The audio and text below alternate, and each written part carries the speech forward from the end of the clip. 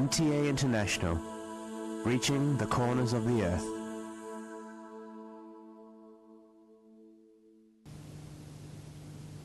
اب حضرت مرزا طاہر احمد صاحب خلیفۃ المسیح الرابع امام جماعت احمدیہ ایدہ اللہ تعالی بنصر العزیز کا خطبہ جمعہ ہوگا۔ حبیبنا صلی علی محمد صلی علی حبیبنا صلی علی محمد صلی علی رسولنا صلی علی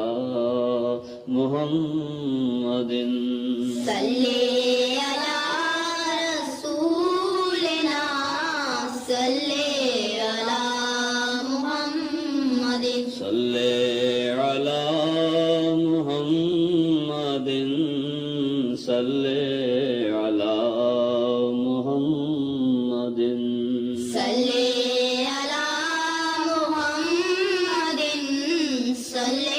علی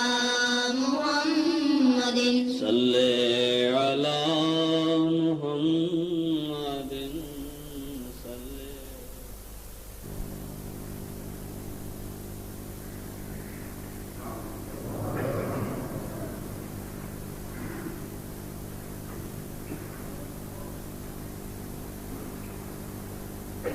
السلام علیکم ورحمۃ اللہ۔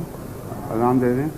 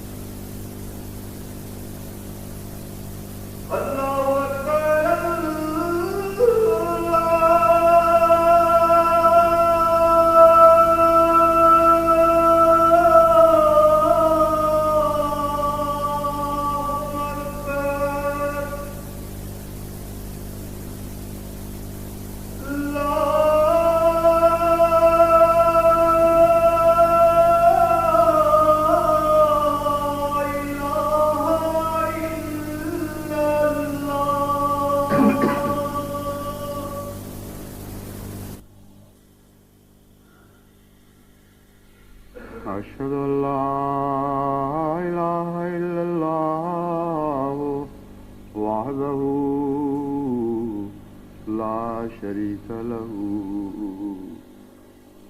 وأشهد أن محمدا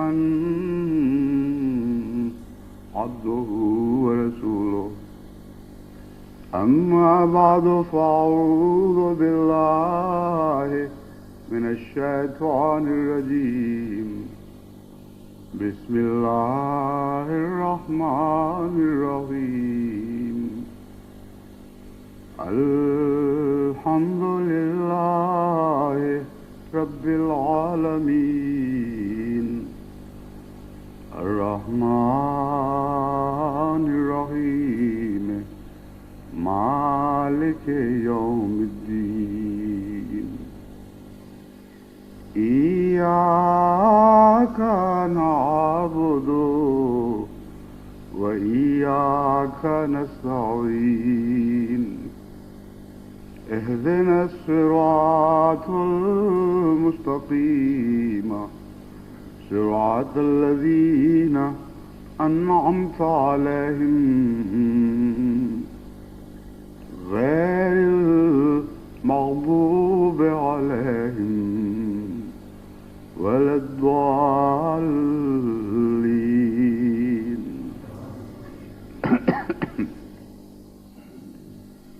گزشتہ چند ماہ سے پاکستان میں جو احمدیوں کے ساتھ نہایت سفاکانہ اور بہیمانہ سلوک ہو رہا ہے اور جس کے متعلق زیادہ سے زیادہ شواہد مہیا ہوتے چلے جا رہے ہیں کہ ان مظالم میں باقاعدہ سوچے سمجھے منصوبے بنا کر حکومت کو ان میں ملوث کر کے پھر جماعت کے خلاف کارروائیاں کی گئی ہیں اور خصوصیت کے ساتھ پنجاب حکومت بلا شبہ ان منصوبوں میں اعلی کار بنائی گئی ہے۔ جو اطلاعات مل رہی ہیں اور مزید اور بھی ملیں گی ان سے پتہ چلتا ہے کہ یہ منصوبہ جماعت اسلامی کے مرکز منصورہ میں بنایا گیا اور جماعت اسلامی کی طلبہ کی جو تنظیمیں ہیں ان کو بھی اس منصوبے میں شامل کیا گیا اور جماعت اسلامی کے طلبہ کی مرکزی تنظیم نے بھی اس میں بھرپور حصہ لیا ہے اور حکومت پنجاب ان کا اعلی کار بنی رہی ہے۔ اطلاعات کے مطابق یہ بھی معلوم ہوا ہے اور بھی معلومات حاصل ہو رہی ہیں کہ ہر پنجاب کے ضلع میں جماعت اسلامی کا ایک کارندہ یا پولیس میں یا ایڈمنسٹریشن کے دوسرے شعبوں میں موجود ہے اور بہت سی جگہوں پہ ایک سے زائد نمائندے بھی موجود ہیں اور باقاعدہ تنظیم کے تحت ان کو سارے صوبے میں پھیلایا گیا ہے اور حکومت کے تعاون کے ساتھ ایسے لوگوں کی تقرریاں کروائی گئی ہیں کہ پنجاب کے ہر ضلع میں جہاں بھی جماعت اسلامی کوئی شرارت کروانی چاہے وہاں انتظامیہ میں کوئی نہ کوئی ان کا ایسا نمائندہ موجود ہو جو اس شرارت پر عمل درآمد کرانے میں ان کے ساتھ مکمل طور پر تعاون کرے۔ ایسے لوگوں کی فہرستیں بھی اکٹھی کی جا رہی ہیں اور تاکہ ان لوگوں کی شرارت پر نظر رہے۔ جہاں تک جماعت احمدیہ عالمگیر کا تعلق ہے وہ خدا تعالیٰ کے فضل کے ساتھ جہاں دعاؤں کے ذریعے اپنے ان مظلوم بھائیوں کی مدد کر رہی ہے وہاں کوششوں میں بھی کسی طرح بھی غافل نہیں رہی اور خصوصیت کے ساتھ انگلستان کی جماعت اور امریکہ کی جماعت اور کینیڈا کی جماعت ان امور میں پیش ہے اور دنیا کی رائے عامہ کو ان حالات سے پوری طرح باخبر رکھنے میں خدا تعالیٰ کے فضل سے بڑی مستعدی سے کام کر رہی ہے، یہ جماعتیں کام کر رہی ہیں۔ اب کچھ دنوں سے کچھ ایسے آثار ظاہر ہونے شروع ہوئے ہیں جن سے معلوم ہوتا ہے کہ حکومت پنجاب جماعت اسلامی کے اس حد تک زیر اثر نہیں رہی اور کچھ جماعت اسلامی کے پنجے سے نکلنے کا احساس پیدا ہو رہا ہے۔ چنانچہ حال ہی میں ربوہ میں مجلس خدام الاحمدیہ مرکزیہ کو اور مجلس انصار اللہ مرکزیہ کو جو مرکزی اجتماع منعقد کرنے کی اجازت دی گئی ہے، یہ بھی اسی رجحان کی نشاندہی کرنے والی باتیں ہیں۔ اس سے پہلے ایک لمبے عرصے تک اجتماعات کا انقطاع رہا۔ اب بھی جو اجازت دی گئی ہے وہ بہت ہی بوجھل دل کے ساتھ اور بے دلی کے ساتھ دی گئی ہے۔ چنانچہ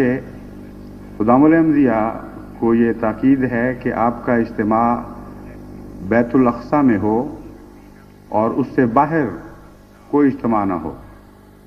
اور اس پر بھی پابندی یہ ہے کہ کسی قسم کا لاؤڈ سپیکر استعمال نہ ہو۔ اب یہ عقل کے خلاف بات ہے کہ پاکستان بھر کے نوجوانوں کا اجتماع ہو اور وہ ایک مسجد کے اندر سما جائے۔ بیت الاقصیٰ خصوصیت کے ساتھ اتنی چھوٹی ہو چکی ہے کہ ربوہ کے باشندوں کے لیے بھی پوری نہیں ہوتی، اور وہاں اس اجتماع کا سما جانا یہ عقل کے خلاف بات ہے۔ لیکن بہرحال جیسا کہ میں نے بیان کیا ہے، بہتری کی طرف چھوٹا ہی صحیح کچھ قدم ضرور ہے۔ اسی طرح انصار اللہ کے اجتماع کو بھی بڑے لمبے عرصے کے بعد اجازت دی گئی ہے۔ جہاں تک ہمارا توکل ہے وہ تو خدا تعالیٰ کی ذات پر ہے، اور جہاں تک ان مظالم کے خلاف فریاد ہے وہ بھی خدا تعالیٰ ہی کے حضور میں ہے۔ اور اگرچہ یہ ایک بہت معمولی سا فرق ہے، ایسا فرق نہیں جس کے نتیجے میں دل بے ساختہ ممنون احسان ہونے لگے، مگر ہمیں حضرت اقدس محمد مصطفیٰ صلی اللہ علیہ وآلہ وسلم نے جو تعلیم دی ہے وہ یہ ہے کہ چھوٹے سے چھوٹے ادنا سے ادنا احسان کو بھی جذبہ شکر کے ساتھ قبول کرنا چاہیے۔ اگرچہ یہ احسان ابھی اتنا معمولی ہے کہ عدل کی حدود بھی پوری نہیں کرتا، اس لیے صحیح معنوں میں لغوی اعتبار سے اس کو احسان کہنا درست نہیں ہے، لیکن وہ جگہیں یا وہ ممالک جہاں سے عدل اٹھ چکا ہو، وہاں عدل کا آغاز بھی ایک رنگ میں احسان کا آغاز ہوا کرتا ہے۔ بس اگرچہ جیسا کہ میں نے بیان کیا ہے یہ حکومت پنجاب کا فعل ابھی عدل کے تقاضے پورے کرنے سے بھی بہت پیچھے ہے، لیکن میں سمجھتا ہوں کہ ہمیں جو حسن و احسان کی تعلیم دی گئی ہے اور حضرت اقدس محمد مصطفیٰ صلی اللہ علیہ وآلہ وسلم نے جس طرح اپنے غلاموں کی تربیت فرمائی ہے، ہمیں اس چھوٹے سے احسان کو بھی نظر تشکر سے دیکھنا چاہیے۔ اگرچہ یہ ممکن نہیں بلکہ غالب گمان ہے کہ اس جذبہ تشکر کی کوئی قدر نہیں کی جائے گی، اگرچہ حالات یہی بتاتے ہیں کہ اس چھوٹے سے نیک قدم کے بعد یہ خطرہ ہے کہ پھر اس قدم کو واپس کھینچنے کے لیے ایک مہم شروع کی جائے گی،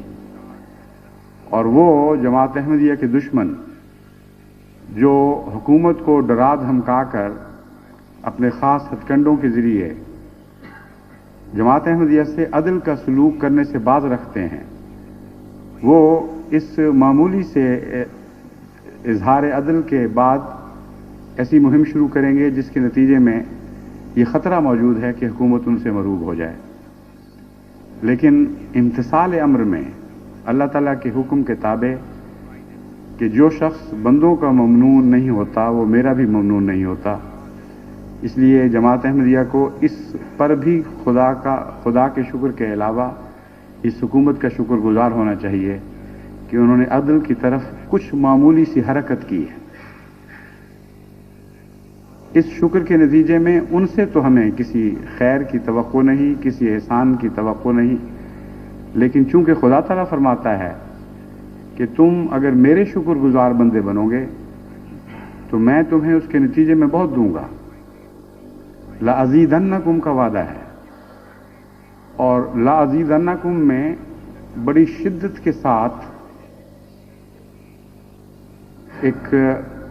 कुव्वत का इजहार पाया जाता है। ला अज़ीदन्नकुम, मैं हूं जो बढ़ाने वाला हूं, और मैं यकीनन लाजिमन तुम्हें बहुत बढ़ बढ़ कर दूंगा अगर तुम मेरे शुक्रगुजार बंदे बनोगे। बस चूंकि हमारे इस जज्बा तशक्कुर में दरअसल खुदा की शुक्रगुजारी का जज्बा कार फरमा है और वही मुहर्रिक है, इसलिए इस जज्बा तशक्कुर के साथ जब हम खुदा ताला की हम्द के गीत गाएंगे और इस पर बहुत बहुत खुदा का शुक्र अदा करेंगे, तो मुझे इसमें कोई भी शक नहीं कि अल्लाह ताला अपने फजल से अपने बहुत बहुत ही जज़ा देने वाला खुदा इस जज्बा तशक्कुर को भी कबूल फरमाएगा और इसकी बढ़ चढ़ कर हमें जज़ा अता फरमाएगा। मैंने मुख्तलिफ किस्म के फ़कीर देखे हैं। बाज़ फ़कीर ऐसे होते हैं कि उनको आप ज़्यादा भी दे दें तो उनके चेहरे से शुक्र और खुशी के इजहार,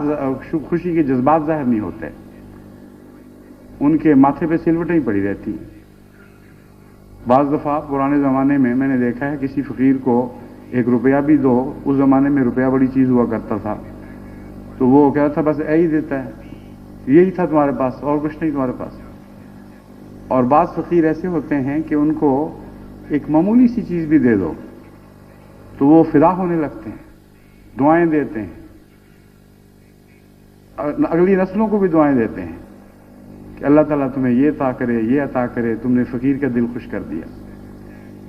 ऐसे फ़कीर के लिए सब कुछ दे देने को दिल चाहता है। अगर इंसान के अंदर ये जज्बा मौजूद है तो यकीनन ये दरअसल खुदा ताला से हम में आया है, क्योंकि इंसानी फितरत को खुदा ताला के मिजाज से एक रब्त है।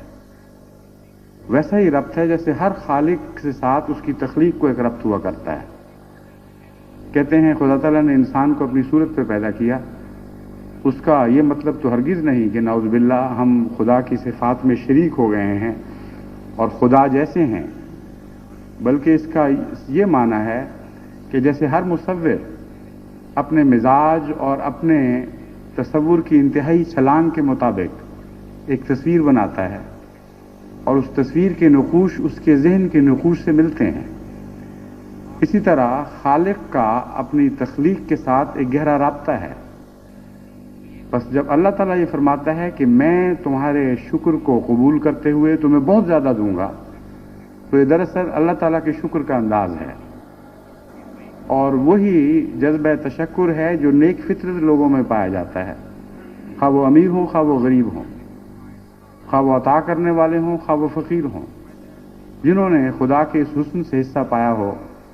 उनके ऊपर थोड़ा सा एहसान भी बड़े बड़े रंग दिलाता है और वो जज्बा तशक्कुर से मगलूब होकर दुआएं देते हुए उस एहसान को कबूल करते हैं। बस खुदा की खातिर अगर हम खुदा के शुक्रगुजार बंदे बने तो मैं आपको यकीन दिलाता हूं कि उस अता करने वाले से बहुत बढ़कर, जिसकी अता के नतीजे में कोई फ़कीर उसको दुआएं देता है और उसका शुक्रगुजार बनता है, उससे बहुत बढ़कर अल्लाह ताला इस जज्बे को कबूल फरमाएगा। उन दो फ़कीर की दुआओं के नतीजे में जो दिल में बशाशत पैदा होती है और मोहब्बत पैदा होती है और मोती के दिल में मजीद देने की तमन्ना पैदा होती है, उससे बहुत बढ़कर, इतना बढ़कर कि इससे कोई निस्बत ही नहीं, खुदा ताला अपने शुक्रगुजार बंदों को मजीद अता करने के लिए एक जोश रखता है और बहुत ही ज़्यादा हुस्न व एहसान के साथ जज्बा तशक्कुर को कबूल फरमाता है। बस जमात अहमदिया अगर शुक्रगुजार बने जैसा कि शुक्रगुजार है, और ये साल तो है ही खुदा ताला के फजलों पर, उसके हुस्न व एहसान पर, उसकी हम्द व सना के गीत गाने का साल, मगर एक साल कहना भी गलत है कि हमारी तो सारी ज़िंदगियाँ खुदा के फजलों के गीत गाते हुए गुजर जाएं तो हक़ के शुक्र अदा नहीं हो सकता। मगर खुसूसियत के साथ इस बदलते हुए दौर के इब्तदाई आसार को जज्बा तशक्कुर के साथ कबूल करें और खुदा से ये दुआ करें कि अल्लाह ताला इन आसार के पीछे वो रहमतों की बारिश ले आए, یہ جن کی ابتدائی نشانیاں معلوم ہوتے ہیں. یہ جذبہ بھی ہم نے حضرت اقدس محمد مصطفیٰ صلی اللہ علیہ وآلہ وسلم ہی سے سیکھا ہے. آپ کے متعلق روایت آتی ہے کہ جب بعض دفعہ لمبے انقطاع کے بعد بادل گھر کے آتے تھے اور بارش کا پہلا قطرہ گرتا تھا تو حضور اپنے رب کی محبت اور پیار میں اور جذبہ تشکر کے طور پر زبان باہر نکال کے اس قطرے کو اپنی زبان پر لیا کرتے تھے اور حمد و ثنا کے گیت گایا کرتے تھے خدا کی اس رحمت پر. تو بعید نہیں کہ اگر حضرت محمد مصطفیٰ صلی اللہ علیہ وآلہ وسلم کی غلامی اور آپ کے عشق میں آپ بھی اسی طرح اس احسان کو، جو بظاہر احسان بھی نہیں، احسان سمجھتے ہوئے اس نیکی کے پہلے قدم کو شکر کے ساتھ قبول کریں گے اور اپنی زبان خدا کے حضور نکال کر اس کی رحمت کے قطرے کے طور پر اس کے حضور پیش کریں گے کہ اے خدا یہ رحمت کا قطرہ ہماری زبان پر گرے، اس لیے کہ پھر اس کے بعد کثرت سے بارش برسنے لگے. تو میں یقین رکھتا ہوں کہ اس جذبے کو خدا تعالیٰ قبول فرمائے گا. اس مضمون کو بیان کرنے کے لیے میری توجہ آج رات ایک رویا کے ذریعے مبذول کروائی گئی. اس رویا میں خدا تعالیٰ نے مجھے یہ دکھایا کہ جماعت احمدیہ کو دراصل خدا تعالیٰ کے حضور دعائیں کرنا چاہیے اور التجائیں کرنا چاہیے اور نتیجے کے لحاظ سے اپنی دعاؤں پر ہی توکل کرنا چاہیے. شاید اس کا پس منظر یہ ہو کہ کل مجھے بعض ایسی اطلاعیں ملی کہ جن کے نتیجے میں معلوم ہوتا تھا کہ ہماری دنیا کی بعض جماعتوں نے حکومت پاکستان پر اخلاقی دباؤ ڈالنے کے لیے غیر معمولی کارروائیاں کی ہیں. بس خدا تعالیٰ نے مجھے رویا میں یہ سمجھایا کہ یہ دنیا کی کارروائیاں کوئی حقیقت نہیں رکھتی. تم دعاؤں کے ذریعے اللہ تعالیٰ سے اپنا تعلق قائم رکھو اور اسے بڑھاؤ اور اسے مضبوط کرو تو خدا تعالیٰ یقیناً اپنے فضل و رحم کے ساتھ تمہارے حالات کو تبدیل فرما دے گا اور بے انتہا رحمتیں نازل فرمائے گا. رویا میں نے حضرت مسیح موعود علیہ الصلوۃ والسلام کا وہ کلام ایک خاص انداز سے پڑھا جس میں حضرت مسیح موعود علیہ الصلوۃ والسلام یہ خوشخبری دیتے ہیں کہ کون وہ بدبخت ہوگا جو خدا کے در پہ مانگنے جائے اور پھر نامراد واپس لوٹے. اور اس کلام کا اگرچہ اکثر یہ کلام ہمارے سامنے پڑھا جاتا ہے لیکن اس کلام کے بعد ایسے مصرے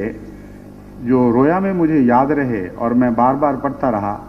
بیداری کی حالت میں یاد نہیں رہے. اس سے بھی معلوم ہوتا ہے کہ یہ خدا تعالیٰ کی طرف سے ایک خاص پیغام تھا. ان مصروں میں سے ایک مصرع خصوصیت کے ساتھ جو بار بار زبان پر جاری ہوا اور دل پر نقش ہو گیا، اس کا مضمون یہ تھا کہ خدا تعالیٰ اپنی قدرت نمائی پہ قادر ہے. جب وہ چاہے گا حیرت انگیز قدرت کے کرشمے دکھائے گا. اس لیے دعاؤں کے ذریعے اس پر توکل کرتے ہوئے اس کی رحمت کے قدموں سے چمٹے رہو اور امید رکھو کہ وہ اپنے فضل کے ساتھ حیرت انگیز قدرت کے نشان دکھائے گا. اور پھر ایک مصرع وہ جو خاص طور پر میں نے بار بار پڑھا اور دو چار مصروں کے بعد پھر وہ مصرع زبان پر آ جاتا رہا، وہ یہ تھا کہ ہوا مجھ پر وہ ظاہر میرا ہادی، اور ساتھ پھر وہ دوسرا مصرع بھی اس شعر کا فسبحان الذی اخذ العادی. لیکن سبحان الذی اخذ العادی والا مصرع ہر دفعہ نہیں پڑھا، لیکن یہ مصرع جو ہے ہوا مجھ پر وہ ظاہر میرا ہادی، یہ تو اس کثرت کے ساتھ میں رات اپنے رویا میں گنگناتا رہا ہوں اور بار بار پڑھتا رہا ہوں کہ یوں معلوم ہوتا تھا کہ بار بار دوسرے مصروں سے توجہ اس طرف منتقل ہو جاتی تھی. اس کی تعبیر میں نے یہ کی ہے کہ حضرت مسیح موعود علیہ الصلوۃ والسلام کو خدا نے مہدی بنایا ہے اور خدا کا ہادی کے طور پر آپ پر ظاہر ہونا یہ بتاتا ہے کہ خدا جو بھی قدرت نمائی فرمائے گا اس سے بہتوں کے لیے ہدایت کے سامان پیدا ہوں گے، اور بار بار اس کا ہادی کے طور پر ظاہر ہونا یہ بتاتا ہے، یہ بڑی عظیم خوشخبری اپنے اندر رکھتا ہے کہ اللہ تعالیٰ اپنے فضل سے دنیا کی ہدایت کے عظیم سامان پیدا کرنے والا ہے۔ اس کے ساتھ ہی میں نے ایک بچڑی کو ذبح کرنے کے متعلق بھی نظارہ دیکھا، اور اسی حالت میں جب میں یہ شعر پڑھ رہا ہوں، ایک آدمی ایک اچھی خوبصورت بچڑی لے کے آتا ہے، یا بچڑا ہے لیکن ذہن میں زیادہ بچڑی کا تصور ہے، جو بہت خوبصورت بے داغ صاف ستھری بچڑی ہے، اور اس کو ذبح کرنے کے لیے مجھے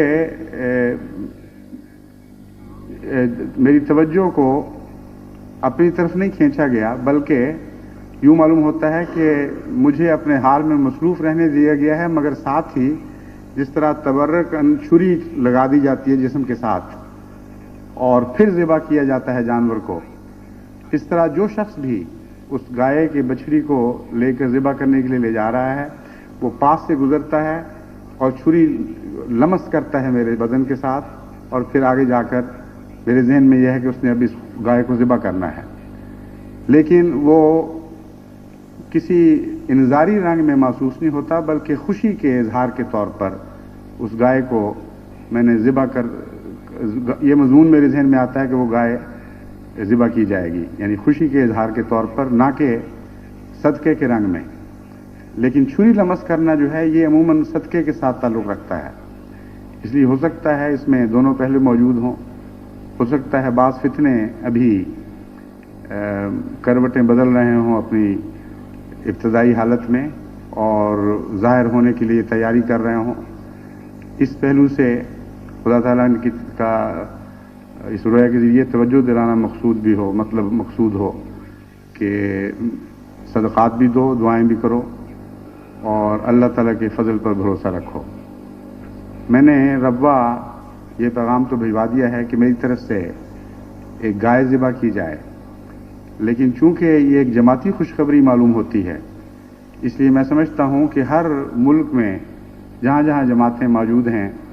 وہاں گائے کی قربانی بھی دی جائے، اور صرف اسی پر اکتفا نہ کیا جائے، بلکہ گائے کی قربانی میں توحید کا مضمون ہے۔ قرآن کریم میں جہاں گائے کی قربانی کا ذکر ملتا ہے، وہاں دراصل اسی قسم کی بچڑی کا ذکر ملتا ہے جیسی میں نے رویا میں دیکھی، بین ہی میں یہ تو نہیں کہہ سکتا کہ وہی رنگت ہے، لیکن جوان اور باکرہ اور خوبصورت رنگ کی اور اچھی پلی ہوئی بچڑی۔ اس سے میری توجہ اس طرح بھی مبذول ہوئی کہ دعاؤں کو خالص کرنے کا حکم ہے اور غیر اللہ کی ملونی کو کلیتاً دل سے نکال دینے کا حکم ہے، اور ہمیں یہ نصیحت فرمائی گئی ہے کہ یہ دور توحید کے ساتھ چمٹ جانے کا دور ہے۔ اپنے دلوں کو شرک کی ملونی سے ہر طرح سے پاک کر دو اور کلیتاً خالصتاً خدا کے ہو جاؤ، اسی کے حضور دعائیں کرو، اسی پر توکل کرو، اور ہر وہ امید جو غیروں سے وابستہ ہے اسے خدا کی راہ میں اس رنگ میں ذبح کر دو کہ کوششیں تو امتثال امر میں ہوتی رہیں، مگر توقعات محض خدا کے فضل پر ہوں، کسی دنیاوی امید سے وابستہ نہ ہوں۔ بس اس رویا کا یہ پیغام سمجھتے ہوئے میں تمام جماعت کو نصیحت کرتا ہوں کہ اصل گائے جو ذبح کرنے والی ہے وہ دلوں میں پیدا ہونے والے شرک کے موہوم خیالات ہیں، اور اس گائے کو ہم سب کو انفرادی طور پر بھی اور اجتماعی طور پر بھی ذبح کرنا ہوگا۔ یہ نئی صدی کا سر ہے، اور اس پہلو سے آج دوبارہ ہمیں توحید خالص پر بڑی قوت اور بڑی شدت اور بڑی وفا کے ساتھ قائم ہونے کی ضرورت ہے۔ بس یہ رویا جو میں نے رات دیکھی،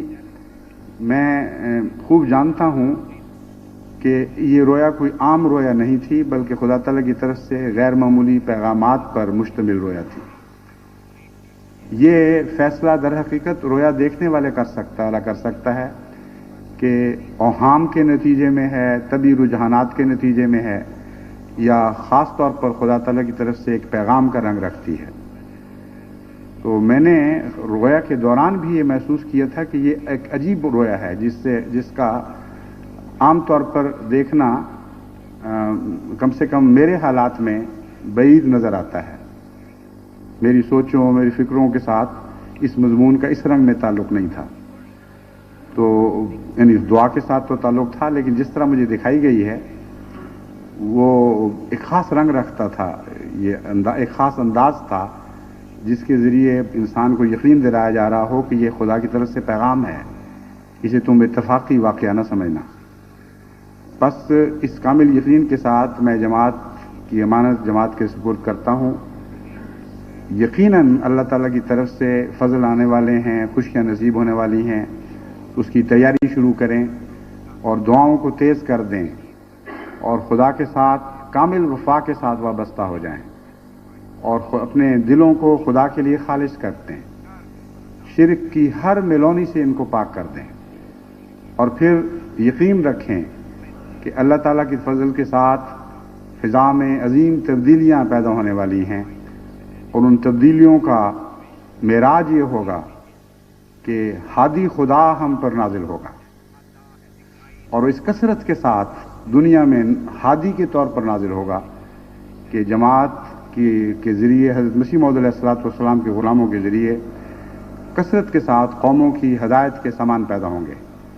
اللہ تعالی ہمیں اس کی توفیق عطا فرمائے، اور جو پاک تبدیلیوں کے آثار ہم دیکھ رہے ہیں جیسا کہ میں نے بیان کیا ہے، ان کا حق شکر ادا کرنے کی توفیق عطا فرمائے. اور یہ بارش کا قطرہ جو ہم اپنے دلوں کی زبانوں پر لینے والے ہیں اور لے رہے ہیں، اس قطرے کے بعد خدا تعالیٰ کثرت سے رحمتوں اور فضلوں کی بارشیں نازل فرمائے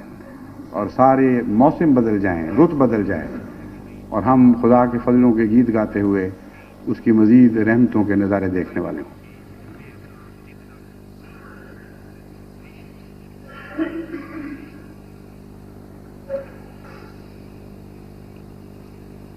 الحمد للہ نحمده ونستعینه ونستغفره ونؤمن به ونتوکل علیہ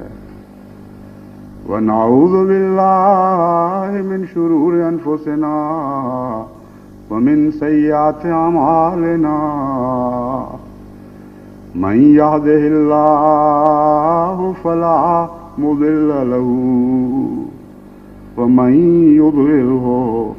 فلا هادي له ونشهد أن لا إله إلا الله وحده لا شريك له ونشهد أن محمدا عبده ورسوله. عباد الله رحمكم الله، إن الله يأمر بالعدل والإحسان وإيتاء ذي القربى وينهى عن الفحشاء والمنكر والبغي يعظكم لعلكم تذكرون. اذكروا الله يذكركم وادعوه يستجب لكم ولذكر الله أكبر.